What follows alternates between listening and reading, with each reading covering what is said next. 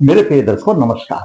प्रिय दर्शकों, ऋषि ज्योतिष में मैं आपका दिल से स्वागत करता हूं और आपको बहुत धन्यवाद भी देता हूं कि आप मेरे वीडियो उत्साह से देख रहे हैं।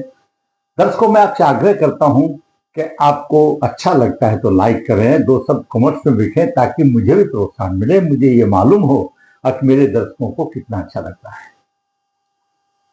दर्शकों, मैंने इससे पहले इस विषय पर, नक्षत्र के विषय पर कई बार 2-3 वीडियो बनाए हैं। फिर आप उसकी पुनरावृत्ति करते हैं तो बीच में कई दर्शकों का नए जुड़े हैं, उनका फोन आया है, पिछला वीडियो नहीं देखा होगा, कोई बात नहीं। आज हम सबसे पहले राशि और नक्षत्र के बारे में जानकारी प्राप्त करते हैं, फिर मैं अपना टाइटल आज बताऊंगा, आज का सब्जेक्ट क्या है। दर्शकों, 12 राशि हैं और 27 नक्षत्र हैं और 9 ग्रह हैं। हर एक ग्रह को 3-3 नक्षत्र मिले हुए हैं और हर एक नक्षत्र के 4-4 चरण हैं। तो 27 × 4 108 नक्षत्र हो जाते हैं, 108 चरण हो जाते हैं। हर एक नक्षत्र को 4 चरण मिले तो 108 चरण हो जाते हैं। और 12 राशियां हैं। 12 राशियों में प्रत्येक राशि का मान 30 डिग्री है। एक नक्षत्र का मान 3 डिग्री 20 मिनट है, एक नक्षत्र का नाम 13 डिग्री 20 मिनट है और एक चरण का मान 3 डिग्री 20 मिनट है। तो एक राशि में 2.25 नक्षत्र होते हैं। 2.25 नक्षत्र बोलो या 9 चरण बोलो। एक राशि में 9 चरण, 12 राशि में 108 चरण हो जाते हैं प्रत्येक चरण लगा करके, और 27 × 4 108 हो जाते हैं। अब इसकी रचना कैसे की है, हम मेष राशि से शुरू करते हैं।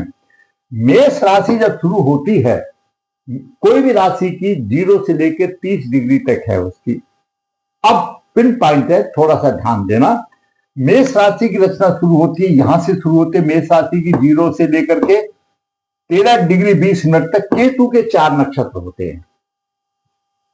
केतु के 4 नक्षत्र होते हैं और वो कौन सा नक्षत्र है? अश्विनी है। अश्विनी का स्वामी केतु है। तो यहां पर अश्विनी नक्षत्र होता है, उसका स्वामी केतु है, तो केतु के 4 नक्षत्र होते हैं। उसके बाद शुक्र के 4 नक्षत्र आ जाते हैं, भरनी है, शुक्र के 4 नक्षत्र आ जाते हैं। उसके बाद 4 और 4 8, एक नक्षत्र सूर्य का है जो कि कृतिका का है। यह मेष राशि की फॉर्मेशन है, ये रचना है, मेष राशि की रचना है। मेष राशि 3 डिग्री की है, जिसमें केतु के 4 चरण हैं और शुक्र के 4 चरण हैं और सूर्य का 1 चरण है। तो केतु के 4 चरण किसके हैं? अश्विनी नक्षत्र के हैं, और शुक्र भरनी नक्षत्र के 4 है और सूर्य कृतिका के नक्षत्र मेष राशि के। अब आगे हम थोड़ा शॉर्टकट से चलेंगे। जब यहां पर सूर्य का 1 नक्षत्र हो गया मेष राशि में, तो वृश्चिक राशि में सूर्य के 3 नक्षत्र शुरू में आ जाएंगे। वृश्चिक राशि में सूर्य के 3 नक्षत्र शुरू में आ जाएंगे, फिर चंद्रमा के 4 होंगे, फिर मंगल के 2 होंगे। ठीक है। उसके बाद जब 2 चरण मंगल के यहां चले गए, ये चरण है, नक्षत्र नहीं है, गलती से बोल जाता हूं। जब वृश्चिक राशि में 3 चरण सूर्य के हो गए, 4 चरण चंद्रमा नक्षत्र के हो गए, 2 चरण मंगल के नक्षत्र के हो गए, ये 9 नक्षत्र हो गए। 4 3 7 और 2 9। जब मिथुन राशि चलती है, जब मिथुन राशि की शुरुआत होती है, तो उसमें मंगल के 2 चरण आ जाते हैं। मंगल के 2 चरण आ जाते हैं।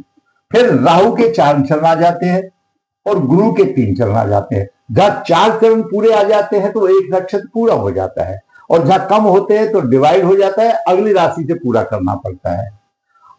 अब कर्क राशि में, जब मिथुन राशि में गुरु के 3 चरण यहां थे, तो 1 चरण यहां आ गया, कर्क राशि में आ गया ना। कर्क राशि में 1 चरण यहां आ गया, पुनर्वसु। यहां पर 3 पुनर्वसु के थे, 1 यहां पुनर्वसु का आ गया, तो ये पुनर्वसु पूरा हो गया। तो कर्क राशि में 1 चरण गुरु का, 4 चरण शनि के, 4 चरण बुध के होंगे। और शनि के 4 चरण कौन से के होंगे? पुष्य नक्षत्र के होंगे। बुध के 4 चरण कौन से नक्षत्र में होंगे? अश्लेषा के होंगे। तो इस तरह से पहली राशि, दूसरी राशि, तीसरी, चौथी राशि। अभी पांचवी राशि पे चलते हैं, सिंह राशि पर। सिंह राशि में उसी तरह से आएगा जो कि मेष राशि में था।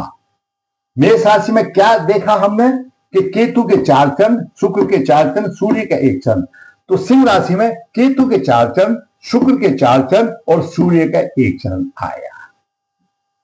यानी जो नक्षत्र की बनावट, जो नक्षत्र की रचना मेष राशि में थी, वही सिंह राशि में हुई। और मेष से सिंह राशि पांचवी राशि है और इसको त्रिकोण कहते हैं। ठीक है। अब यहां पांचवी राशि में अंतिम सूर्य का 1 चरण हुआ था, उत्तर फाल्गुनी नक्षत्र में था। अभी कन्या राशि में, कन्या राशि में सूर्य के 3 चरण होंगे, चंद्रमा के 4 होंगे, मंगल के 2 होंगे। जब यहां मंगल के 2 होंगे तो तुला राशि में चलेंगे तो मंगल के 2 तुला राशि में आ जाएंगे, राहु के 4 चरण तुला राशि में आ जाएंगे, गुरु के 3 चरण यहां पर आ जाएंगे, तुला राशि में आ जाएंगे। फिर वृश्चिक राशि में गुरु का 1 चरण आ जाएगा, लगते ही साथ में आ जाएगा। जहां पर गुरु के चरण तुला राशि में क्या आएंगे, विशाखा नक्षत्र में आएंगे। विशाखा नक्षत्र के 3 चरण होंगे, विशाखा 1 यहां होगा, हो गया। अभी वृश्चिक राशि में चलेंगे तो यहीं से शुरू पकड़ेंगे, क्योंकि गुरु का 1 चरण यहां रह गया था, तो गुरु का 1 चरण यहां आ गया, शनि के 4 आए और बुध के 4 आ गए। वृश्चिक राशि क्लियर हो गई। इसी तरह से धनु राशि। अब धनु राशि में भी जो आपका मेष राशि में आया था वो पांचवी राशि में भी आया, और फिर पांचवी से पांचवी राशि धनु राशि है। वही रचना नक्षत्रों की जो पांचवी राशि में आई, जो मेष राशि में आई, पहली राशि में आई, वो यहां धनु में आएगी। केतु के 4 नक्षत्र, शुक्र के 4 और सूर्य का 1 नक्षत्र। तो यानी पहली राशि, पांचवी राशि और 9वीं राशि, इनमें नक्षत्र चरणों की एक ही रचना है। यह बात को बिल्कुल समझना है। इसलिए कहा गया एक, यानी अपने भाव से पंचम भाव में, अपने भाव से नवम भाव, इसको बोला गया। और यह त्रिकोण बनता है। यहां पर एक त्रिपाई यहां बनी, एक त्रिकोण यहां बना, एक त्रिकोण यहां बना, लगन यहां बना, पंचम भाव यहां बना, नवम भाव यहां बना, ये त्रिकोण बन गया। लगन से त्रिकोण बन गया। आगे भी चलो 3 भाव रह गए, इनको भी देख लेते हैं। अभी चले हम मकर राशि में। अब मकर राशि में हम चलते हैं तो सूर्य से शुरू करेंगे। सूर्य के 3 चरण आए, चंद्रमा के 4 चरण आए, मंगल के 2 चरण आए, मकर राशि पूरी हो गई। ठीक है। मकर राशि में सूर्य के 3 चरण कौन से होंगे भाई? उत्तराषाढ़ा के 3 होंगे, श्रावण के 4 होंगे और मंगल धनिष्ठा के 2 चरण आ जाएंगे। ये आगे चले कुंभ राशि में। कुंभ राशि में जब मंगल के यहां छोड़ दिए, यहां से कुंभ राशि शुरू होगी, तो कुंभ राशि में मंगल के 2 बाकी चरण आ जाएंगे, राहु के 4 आ जाएंगे, गुरु के 3 आ जाएंगे। फिर मीन राशि में भाई, मीन राशि में गुरु का 1 चरण, शनि के 4 और बुध के 4 चरण आ गए। यहां पर अंतिम नक्षत्र रेवती आ गया ना, और यहां पर उत्पादपदा आ गया और ये पूर्वाधपदा आ गया। यानी ये रचना है नक्षत्र की राशि के हिसाब से। हरेक अपने भाव से पंचम भाव में जो राशि होगी, एक सी रचना होगी। अब मैंने आपको पहले भाव से बताया था, अब दूसरे भाव से देख लो। ये दूसरा भाव है, इसका पंचम भाव छठा भाव है। यहां पर सूर्य की 3 है, चंद्रमा के 4 है, मंगल की 2 है। सूर्य की 3 है, चंद्रमा के 4 है, मंगल की 2 है। यही आएगा। अब यहां से पंचम भाव कौन सा आएगा? 1 2 3 4 5, सूर्य के 3, चंद्रमा के 4, मंगल के 2। आप कैलकुलेट कर लो। ये नक्षत्र तालिका है, ये बहुत जरूरी है जो थोड़ा सा ज्योतिष में रुचि रखते हैं उनके लिए। अब मेरे को एक समझ में नहीं आता, हमारे कुछ विद्वान भाई कह देते हैं हम कुंडली देख करके 2 मिनट में पता लगा दे। नहीं हो सकता, अध्ययन करना पड़ेगा। क्या 2 मिनट का काम है? कोई याद ऐसा नहीं रहता, मैथमेटिक्स लगाना पड़ता है, एकदम पढ़ा हुआ नहीं मिलता है, नक्षत्र चरण देखना पड़ता है। तो यानी यह हुआ कि इसको कहते हैं नव पंचम योग, एक दूसरे से नवम और 5वें भाव में हो, जो कि लक्ष्मी योग माना गया है, शुभ माना गया है। अब आज का विषय है, कोई भी ग्रह अपने भाव से या अपनी राशि से 5वें 9वें स्थान पर होता है तो वह उसका मेंटेन करता है, उसका रक्षक होता है, उसके प्रभाव को आगे ले जाता है, उसको बलवान करता है। मैंने एक पहले भी वीडियो बनाया था, हर एक भाव से पंचम भाव उसकी बढ़ोतरी करता है। वो कैसे, वो समझिए, फिर समझ जाओगे। ये लगन का भाव है, ये पंचम भाव है। पंचम भाव क्या है? संतान का भाव है। मेरी संतान मेरे कुल को बढ़ोतरी करेगी। फिर नवम भाव आ जाएगा, वो पिता का भाव आ जाएगा। तो पुत्र की संतान, मेरी संतान की भी संतान नवम भाव से आएगी। तो हर एक पंचम भाव उसकी बढ़ोतरी करता है। और कोई भी ग्रह जिस राशि का स्वामी है, उस राशि से, उस भाव से 5वें और 9वें स्थान पर होता है, तो उसको शुभ स्थिति में ले जाता है, उसके अच्छे परिणाम मिलते हैं, उसको, उसका रक्षा करता है, उसको मेंटेन करता है, अपने भाव उसको बलवंता देता है। अगर मान लिया जाए लगन, आपका कोई भी लगन हो और लगन का स्वामी 9वें भाव में चला गया, तो 9वां भाव धर्म है ना, धर्म का कार्य करते हुए अपने लगन को ऊंचा उठाएगा वो। अगर पंचम भाव का स्वामी 9वें भाव में चला गया और शिक्षा में 4 चांद लग जाएगी, भगवान बनेगा।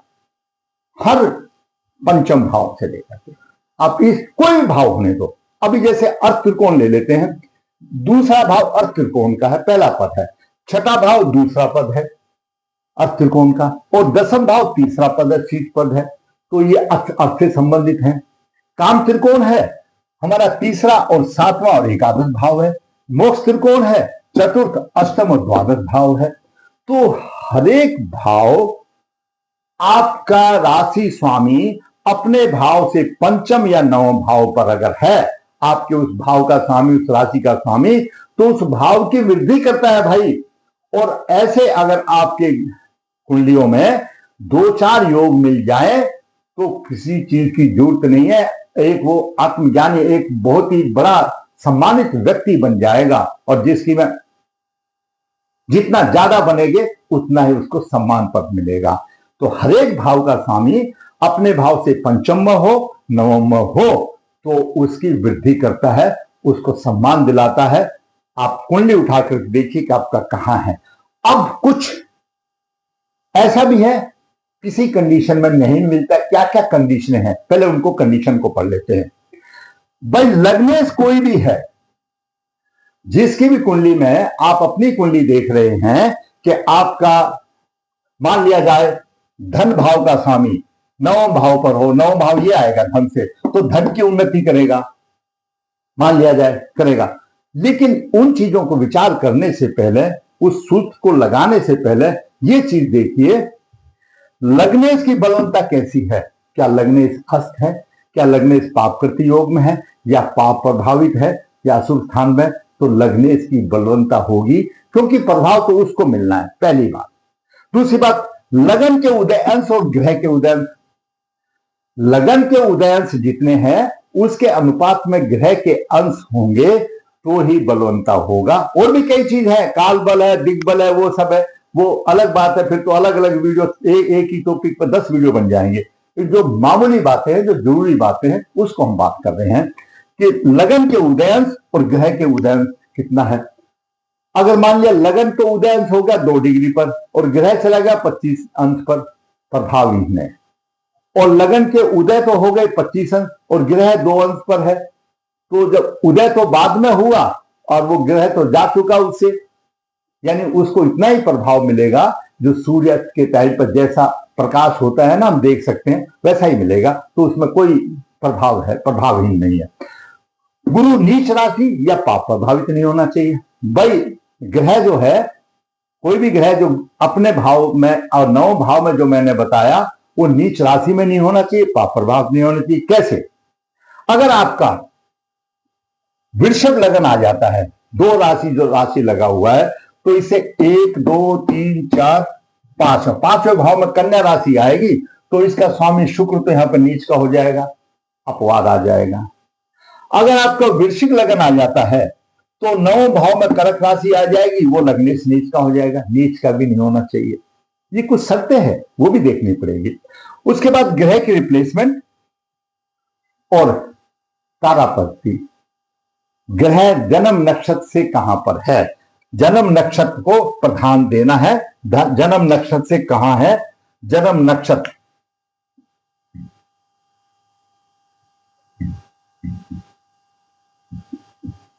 आपका जन्म नक्षत्र क्या है और उससे ग्रह तारा प्रगति में कौन सी तारा में, इन बातों को ध्यान रखते हुए आप देखिए आपकी कुंडली में क्या है, आपको डेफिनेटली जैसा मैंने कहा वैसा मिलेगा। आइए अब विचार करते हैं, ये मैंने आपको मेन बता दिया। अब विचार करते हैं इस नंबर 1 कुंडली में।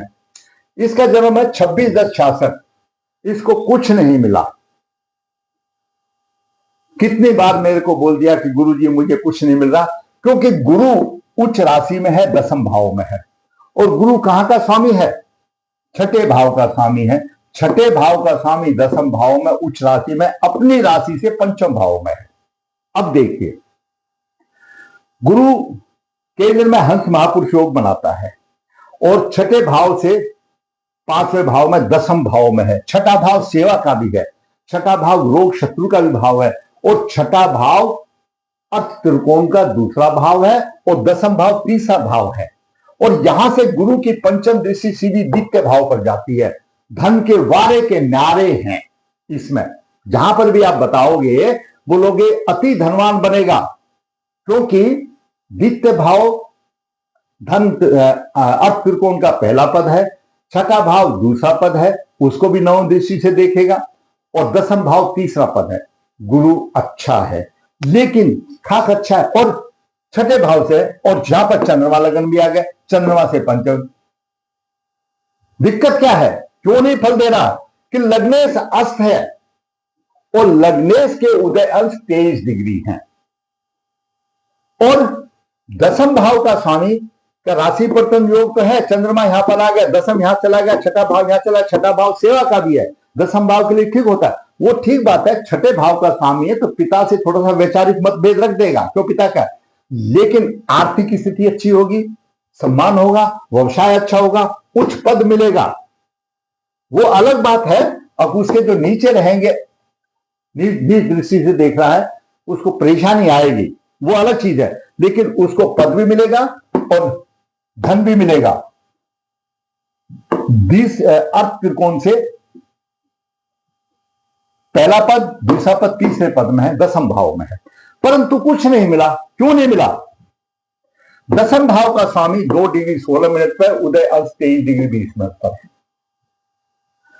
और गुरु अपने आप में 9 डिग्री 59 मिनट लेकर के है, तो यहां देने वाला है कुछ ना कुछ, लेकिन देगा किसको? शुक्र अस्त है। वो हमने बताया लग्नेश की बलवंता कैसी है, शुक्र तो अस्त है, कैसे मिलेगा? नहीं मिलेगा, लग्नेश तो अस्त हो गया। गुरु पुष्य नक्षत्र में है, गुरु पुष्य नक्षत्र में है, गुरु ने कितनी कंडीशनें तोड़ दी हैं। गुरु पुष्य नक्षत्र में है और पूर्व भाद्रपदा से 11वां नक्षत्र है। जब जन्म नक्षत्र से 11वां नक्षत्र होता है तो संपत्ति तारा होती है, दूसरी तारा होती है, गेन होता है, धन संपत्ति इकट्ठी होती है, ऐसी जगह पर गुरु है, परंतु लग्नेश अस्त है, प्रभाव देने में संपन्न है, छठे से पंचम भाव में है, प्रभाव देने में सक्षम है, लेकिन लग्नेश अस्त है। किसको देगा? लग्नेश अस्त है। दूसरी बात, 10वें चंद्रमा 10वें भाव से 9वें भाव में, चंद्रमा अपने भाव से 9वें भाव में है, चंद्रमा 9वें भाव में है, लेकिन लगन के उदय अंश अधिक है और लग्नेश अस्त है। किसको देगा? किसको देगा? परेशानी आई ना, इसलिए उसको कुछ नहीं मिला, परेशानी आ गई। अब दूसरी कुंडली में हम देखते हैं जिसको मिलता है, इसी योग को हम दूसरी कुंडली में देखते हैं। 14/1/95 का है, शुक्ल पक्ष है, मृगशिरा नक्षत्र है, शनिवार का है। यहां पर दर्शकों लगन के उदय से 18:40 है, शनि 15 डिग्री लेकर के लगन में है, राजमान है। अब इसको मैंने यहां से नहीं समझाया, चलो इसको हम समझा देते हैं। कुंभ लगन है, कुंभ लगन ये आ गया, कुंभ लगन में मंगल के 2 चरण है, राहु के 4 है, गुरु के 3 है, तो यहां पर शनि आ गया, 15 डिग्री 19 मिनट लेकर के आ गया और राहु के नक्षत्र में आ गया। ठीक है, राहु के नक्षत्र में आ गया 15 डिग्री, तो यहां पर, और जन्म नक्षत्र क्या है? मृगशिरा है। ठीक है, अब यहां पर क्या है? गुरु अपने भाव से 9वें भाव में है। सब्जेक्ट था ग्रह अपने भाव से पंचम या नवम भाव में होगा तो उसकी बढ़ोतरी करेगा, उसका रक्षा करेगा, उसको मेंटेन करेगा, उसका लाभ मिलेगा। तो यहां पर कुंभ लगन के लिए गुरु एकादश और द्वितीय भाव का स्वामी है। गुरु की स्थिति द्वितीय भाव से 1, 2, 3, 4, 5, 6, 7, 8, 9 भाव में गुरु है और गुरु 13 डिग्री 28 मिनट के ऊपर है, अपने से नवम भाव में है और चंद्रमा से केंद्र में है। गज केसी योग बन रहा है। दूसरा शुभ ग्रह भी, भाग्य का स्वामी भी शुभ, साथ में अति धनवान योग बन रहा है, दे रहा है, क्योंकि लगन के उदय से 18 डिग्री है, गुरु के उदय 23, 28 है। तो यहां पर दे रहा है गुरु, दूसरी कंडीशन में दे रहा है और अनुराधा नक्षत्र में है, दसम भाव में गुरु अनुराधा नक्षत्र में है और पूर्व भाद्रपदा से अनुराधा नक्षत्र शुभ जगह आ जाता है, शुभ आ जाता है, कोई दिक्कत नहीं है। यानी मृगशिरा से जन्म नक्षत्र मृगशिरा है और फिर अनुराधा नक्षत्र में आता है तो अच्छा आ जाता है, बढ़िया धनवान यहां पर दे रहा है। गज के योग बन रहा है, लगन के उदय अच्छे हैं, लगने से बलवान है, देने वाला ग्रह बलवान है, पाप ग्रह से पीड़ित नहीं है, योग बना रहा मिल रहा है। जहां पर लगन के उदय कम है, लगन लगने अस्त है, लगन के उदय अंश में और ग्रह के उदय अंश में अति अंतर है, प्रभाव नहीं मिल रहा। दूसरी स्थिति में सप्तम भाव का स्वामी सूर्य है, यहां पर है, अपने से पंचम भाव में है, लेकिन केतु से पीड़ित है। और जब साधारण तौर तो हम बताते हैं जब सप्तमे से एकादश भाव में हो तो जीवन साथी कमाने वाला होता है, बढ़ोतरी होती है भाई उसके पंचम भाव की, लेकिन केतु से पीड़ित हो गया नवम से, तो ये सब चीज नहीं होना चाहिए, तो फल देगा। तो इसलिए बिल्कुल अपने आप में है कि नव पंचम योग एक लक्ष्मी योग माना जाता है। कोई भी ग्रह अपने से पंचम और नवम भाव में होगा, शुभ स्थिति में होगा, लगने से अच्छा हो, प्रभावहीन हो, पाप करती योग आदि वगैरह में ना हो और ग्रह देने वाला भी अंशों आदि में उदय अंश के हिसाब से देने में सक्षम हो तो दूसरी आ जाती है प्लेसमेंट भी। कहा प्लेसमेंट भी देखना जरूरी है। अब मान लिया हम अष्टम भाव को देखें, अष्टम भाव से पंचम भाव 12वां भाव पड़ता है, कोई विपरीत राजयोग आ जाता है, यो भी देखनी पड़ती है। अगर छठे भाव को देखोगे द्वितीय भाव में, छठे भाव का सब द्वितीय भाव में है तो छठा भाव क्या करेगा भाई, रोग शत्रु ऋण का भाव है, द्वितीय भाव में है, हानि करेगा भाई, छठे का ही तो बढ़ोतरी करेगा ना, छठे से नवम हुआ ना भाई। अगर छठे भाव का स्वामी द्वितीय भाव में होगा तो कर्जा लेना पड़ेगा, तो रिप्लेसमेंट भी अंडरस्टूड देखनी पड़ेगी। तो बढ़ोतरी किस चीज में करेगा, उसको कर्ज लेने में बढ़ा के करेगा, तो छठे भाव का स्वामी। और द्वितीय भाव का स्वामी आ जाएगा छठे भाव में तो धन को जोड़ेगा, उल्टा है, विपरीत है। द्वितीय भाव का स्वामी छठे भाव में जाएगा, धन का जोड़ेगा, और छठे भाव का स्वामी द्वितीय में जाएगा, कर्जा लेगा, विपरीत है। ये रिप्लेसमेंट में जाता है। तो मेरा ख्याल है मेरे जातक समझ गए होंगे कि हर एक भाव का स्वामी अपने भाव से 5वें में हो, 9वें भाव में, तो उसकी वृद्धि करता है, उसको स्ट्रोंग बनाता है, उसकी रक्षा करता है। और ऐसे ग्रह आपकी कुंडली में जितने हो जाएंगे, 2-4 भी हो जाएंगे, जैसे इस कुंडली में 2 आ गए, गुरु और सूर्य आ गया, उसकी पैदा कर दो तो दोनों तो धन देने वाले हैं, गुरु भी आ गया और सूर्य भी आ गया, 2 चीज तो मिल गए ना। तो ऐसे ग्रह अपने भाव से जो पंचम भाव में होंगे, नवम भाव में होंगे, उस भाव से जो भाव है उसकी वृद्धि करेंगे। अगर अशुभ भाव है तो अशुभता में वृद्धि करेंगे, शुभ भाव है तो शुभता में वृद्धि करेंगे। अगर आपको मेरा वीडियो अच्छा लगा, आपकी कोई मार्गदर्शन हुआ, तो भाई मैं कहूंगा आप कमेंट में जरूर लिखें, वीडियो को लाइक करें, चैनल को सब्सक्राइब करें ताकि आने वाली अपडेट आपको मिलती रहे। धन्यवाद।